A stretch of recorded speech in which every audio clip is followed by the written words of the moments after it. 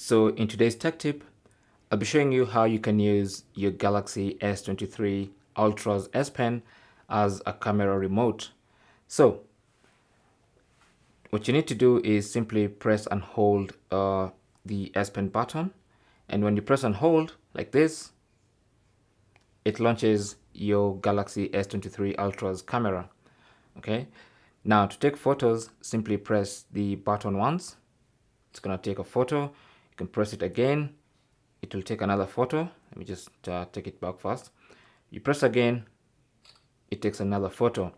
Now to switch between the two cameras, then you need to double press the S Pen button. So a double press will switch between the different cameras. I can switch back again, and it's going to take me back to the main camera. Now from here, I can also swipe between the different camera modes by pressing and swiping across. So it's going to move maybe from photos to videos. All I need to do is press and swipe. And now it's in video mode. And to take a video, simply press the button again. As long as it's in video mode, it's going to start recording a video. And to stop the video recording, simply press that.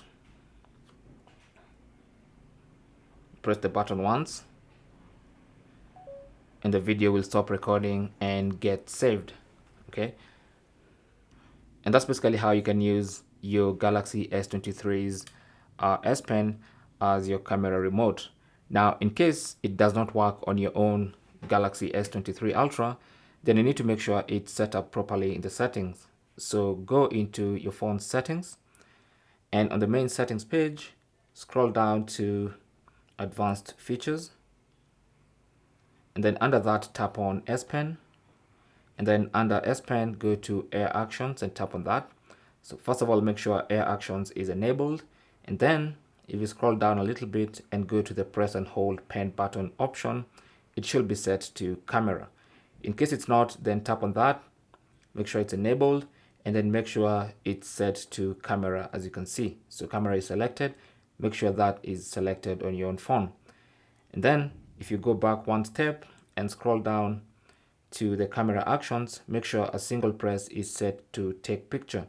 So in case this is either disabled under the camera, make sure you enable camera, and also the single press, in case it's set to do nothing, make sure it's set to take picture. And that's the only way you can get this to work the way I showed you. Thanks for watching. Leave your comments and questions down below, and good luck.